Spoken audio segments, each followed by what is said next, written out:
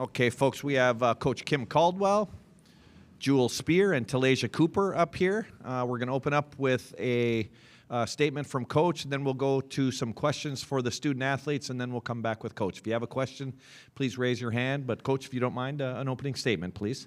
I thought we played really, really hard, probably the hardest we've played all year, which is what we needed. And I thought we played as a team, which is something we've really been working on.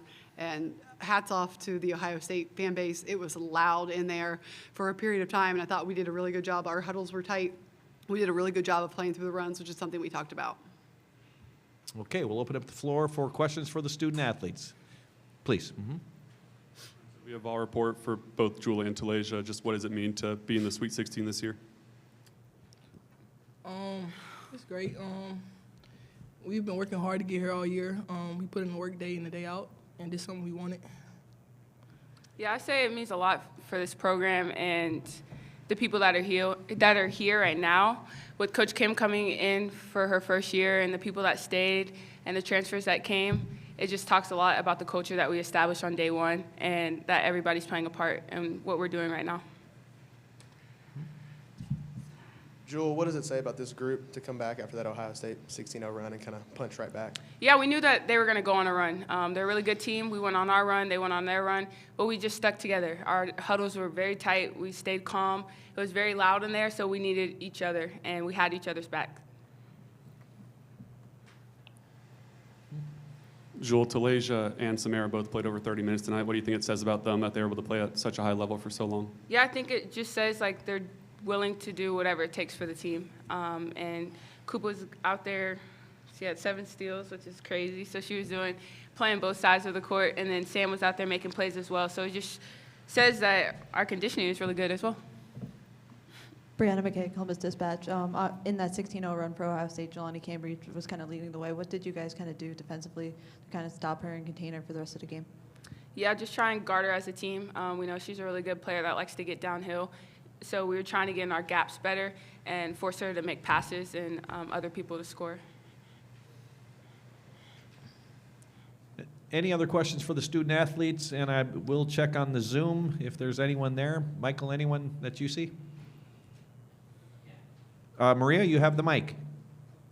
Thank you. Maria Cornelius, 247 Sports, Tennessee, for both Jewel and Talaysia. Your points off turnovers are 37 to 15. That is an incredibly high number to double them up, or actually more than double them up. What fueled the defense tonight? Y'all, it looked like it was very inspired out there. Just playing our game, getting up and pressuring, just knowing rotating in the back, talking on defense, doing the little things.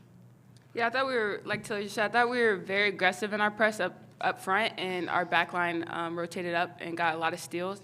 And also when we turned over the ball, we made sure that they couldn't score. So I think it speaks a lot to our next play mentality. When we turned it over, we were thinking of the next play. Any other questions for the student athletes? If not, ladies, congratulations, and you can head back to the locker room. Thank you.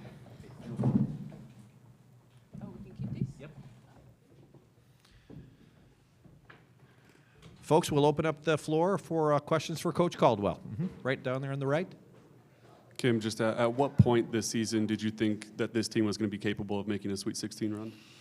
I think there was a period of time right there when we had that 3-game home stretch, maybe 4-game home stretch, where we were playing really well. And then again, we all know what kind of happened at the back half of the season.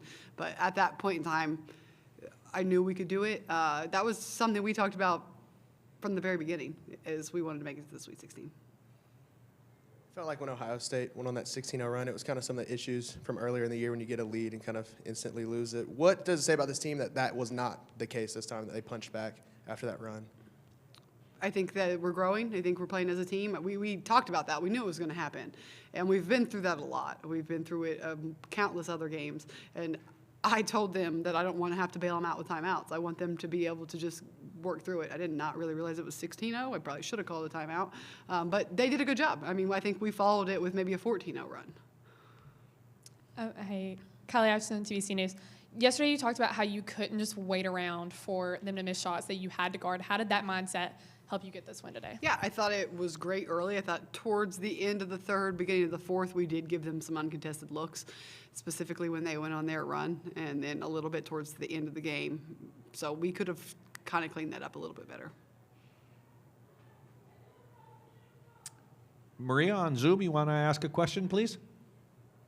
Yes, Coach, Ruby Whitehorn, she's been maybe a little bit quiet the last several games, but she just was, electric for y'all tonight. 14 points, 5 boards, 3 assists, just 1 turnover. Just how key was Ruby in this game? Yeah, I think Ruby's locked in. She really wants to win. She's a player that's never been to the tournament before, so she's excited to be here. She played so hard tonight. I think she was the hardest playing player on the floor, which is huge. We need that from her every single night.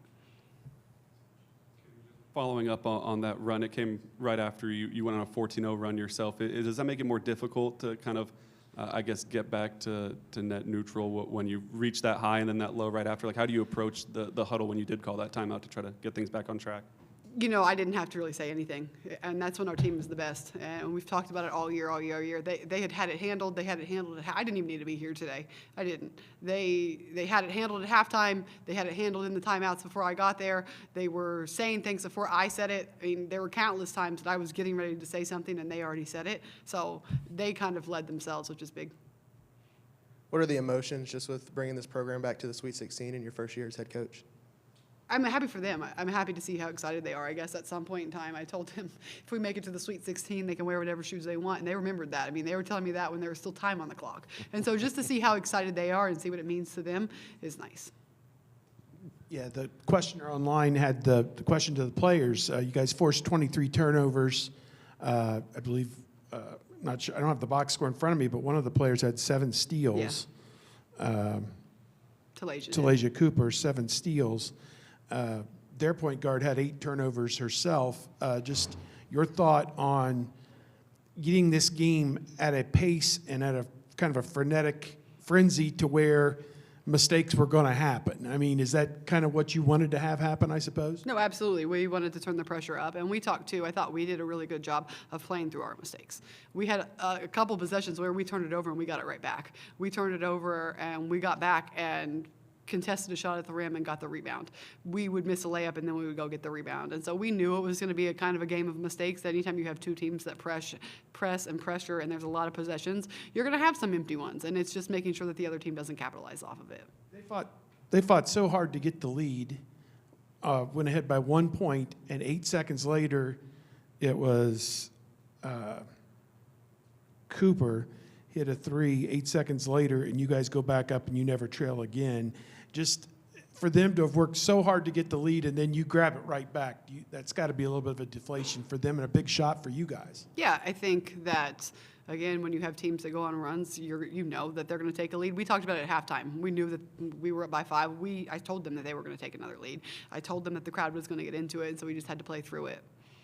The 3 in the corner by Whitehorn to beat the shot clock, that felt like that was it. At that moment, it was probably, they weren't coming back probably from that. Yeah, and we did a really good job. I think 2 weeks ago, we would have shot a shot at 28 seconds on the shot clock, and it probably wouldn't have been a good one. So I thought we had 2 buzzer beaters that were the one more pass with the shot clock violation. That means we're just playing offense together for longer, which is something we really spent the break working on.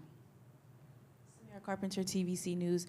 Hollingshed and Spearman both hustling and applying a lot of pressure tonight in the paint. How has their contribution to that helped the team's success tonight? I thought Jill played great. I think Z played great too. And Z, we kind of always get that from Z, but Jill really stepped up. She was being so aggressive early in the game, and so she helped us realize that we could go inside. And Z hit some big buckets for us late to kind of seal the deal as well.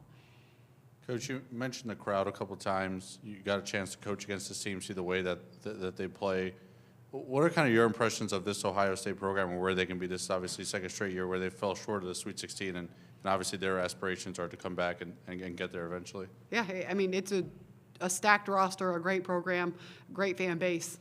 I don't particularly want to come back. It's really, really close to my hometown, so that was cool. A lot of familiar faces for me, which I appreciate. Everyone that traveled to watch us, our coaching staff is all kind of from this region, Cincinnati, Ohio, West Virginia. So it was nice to see some familiar faces in the stands as well. Coach, in the second half, they kind of went for a shorter lineup, Ohio State. How did you guys kind of capitalize on that, especially in the fourth quarter? Yeah, I think we wore them down, and I think towards the end, they just didn't have gas to keep us in front of them. Going to head back to the Zoom. Maria, another question? Coach, two quick questions. One, you won the rebound battle and second chance points 21-6. That is a lopsided stat in your favor. Just talk about how aggressive y'all were on the offensive glass, and then second part, this team has been up and down. I mean, they've had a lot of adversity. They've had some big wins. I know you're not done yet, but how proud are you of this team to get to this point right now?